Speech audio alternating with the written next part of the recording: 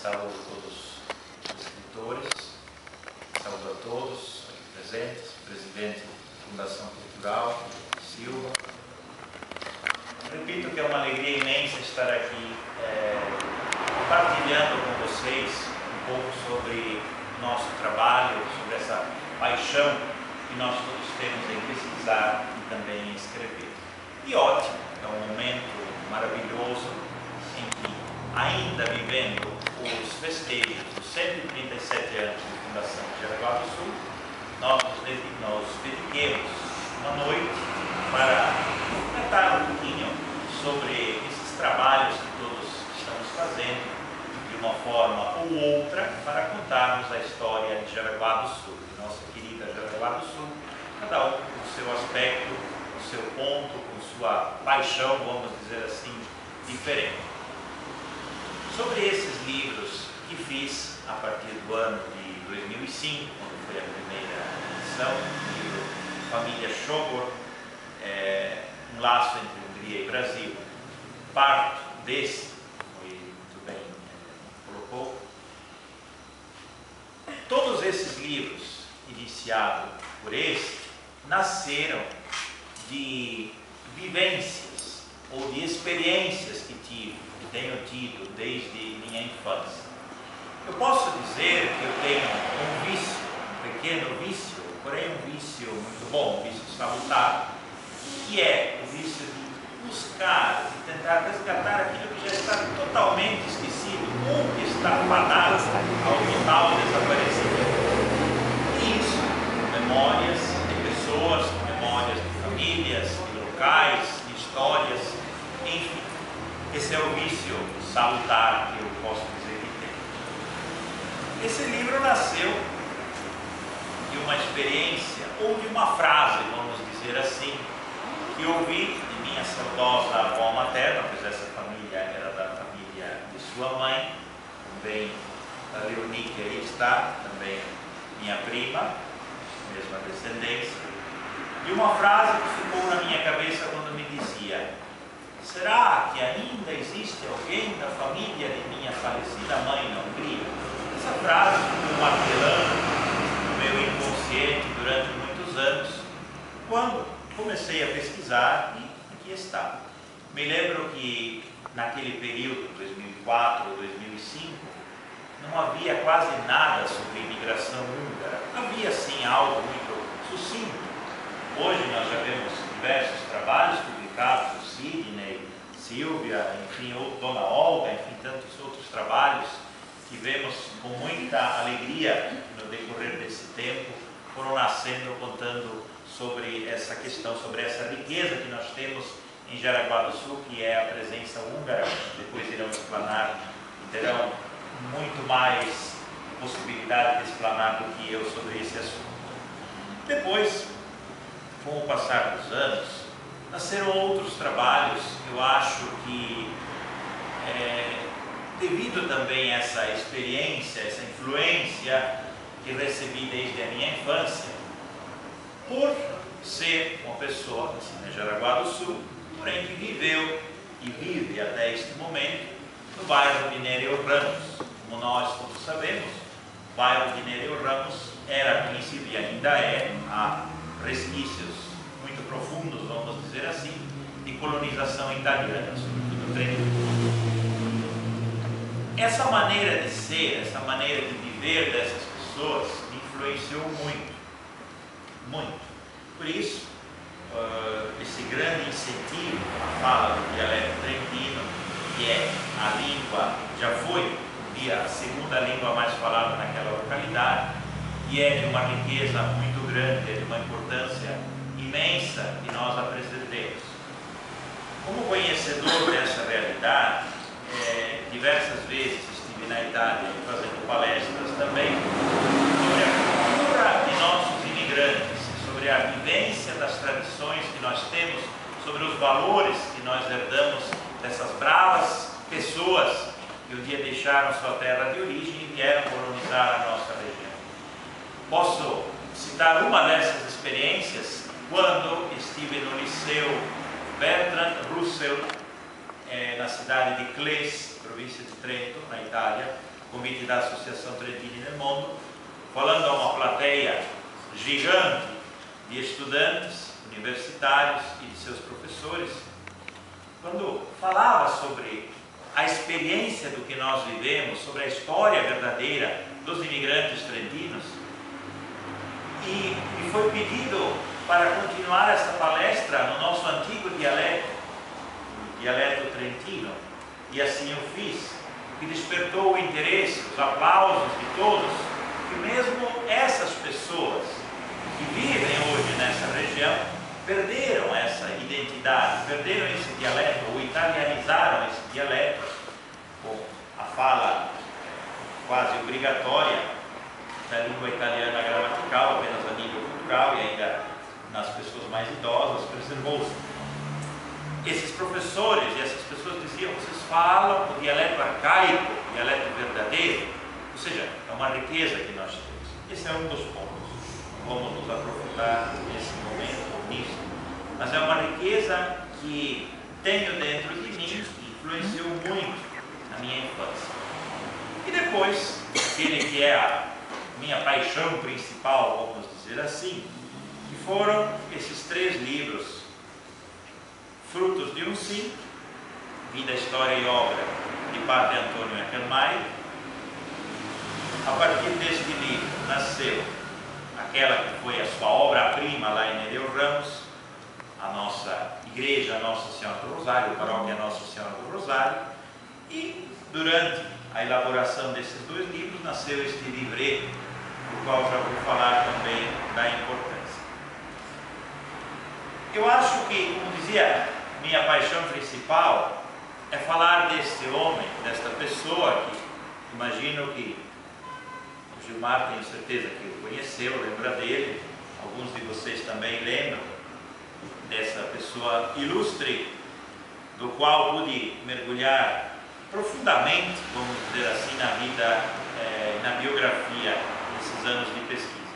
Desde a minha infância fui educado a respeitar, a venerar, de certa forma, esta pessoa pelos seus grandes feitos. Rapidamente lhes digo: uma pessoa nascida em 1913, portanto nesse ano de 2013, solenemente celebramos o seu centenário lá em Nereu Ramos, nascida de uma família de muitas posses, de muita cultura, e que em seu coração, até talvez por influência, como já dizia o seu ego, tradição familiar que nesse caso deu certo, foi diferente daquele monge,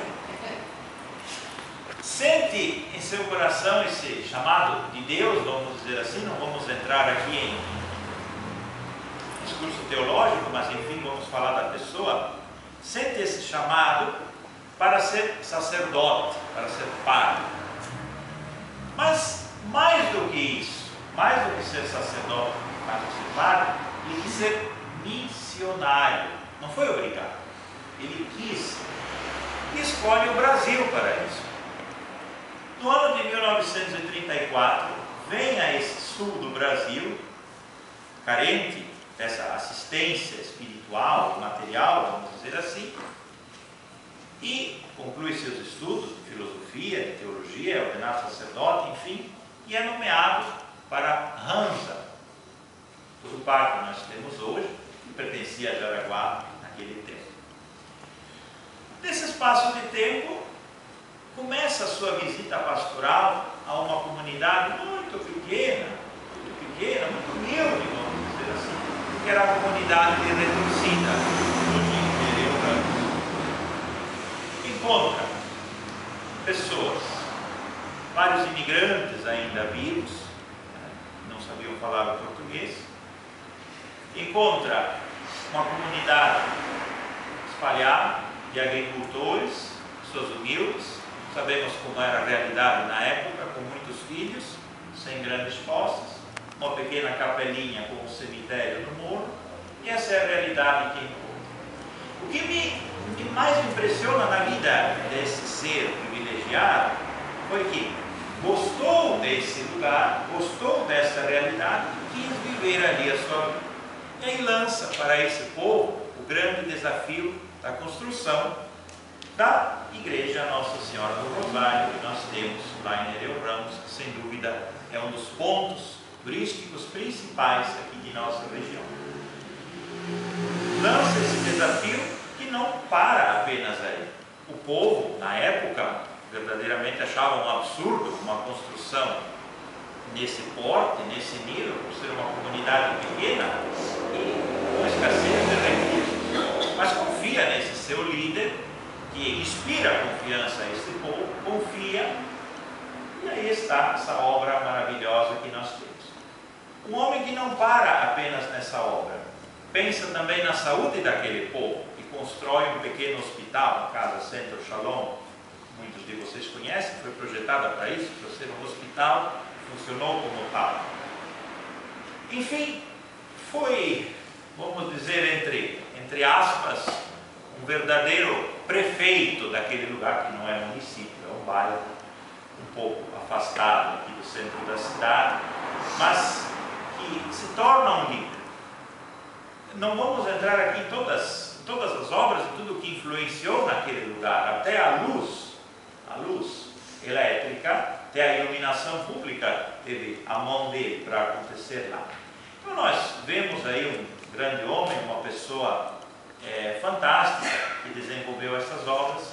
E aqui em Jaraguá do Sul, o Hospital São José atual que nós temos e o Colégio Divina Providência também são frutos de sua inteligência e de sua dedicação. Além disso, o Seminário Sagrado Coração de Jesus de Corupá, toda a parte nova, foi ele quem fez.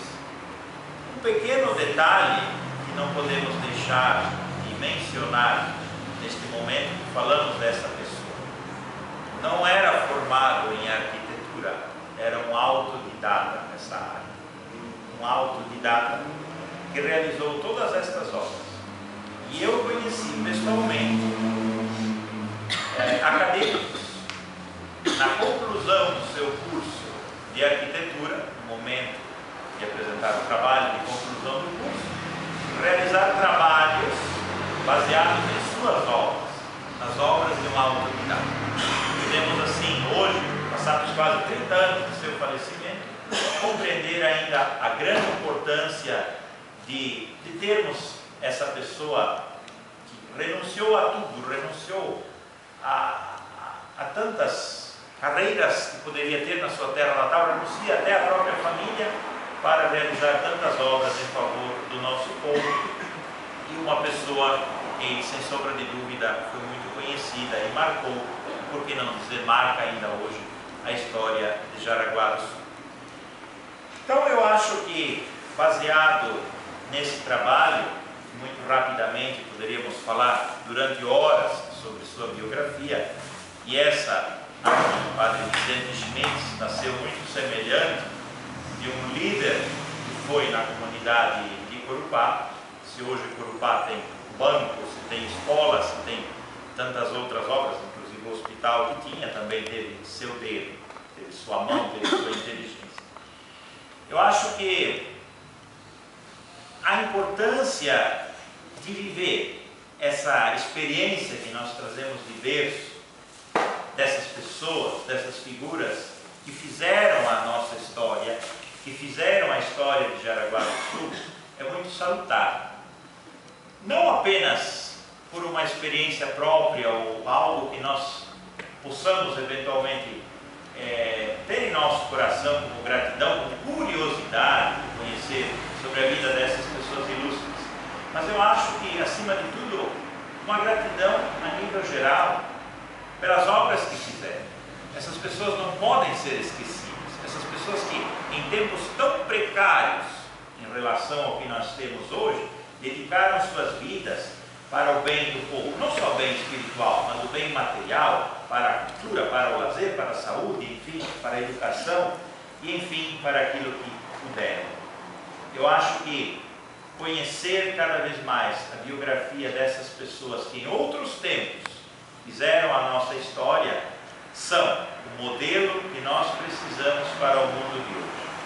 Eu tenho comigo que o mundo de hoje precisa de exemplos, precisa de modelos, por que não olharmos para estas figuras, para estes personagens de nossa história local, para absorvermos algo para nós, quem sabe, colocarmos em prática na nossa vida, nesse mundo, como já dizia, tão carente de exemplos, e que com esses valores, esses valores da tradição, sobretudo, estaremos dando nossa contribuição muito grande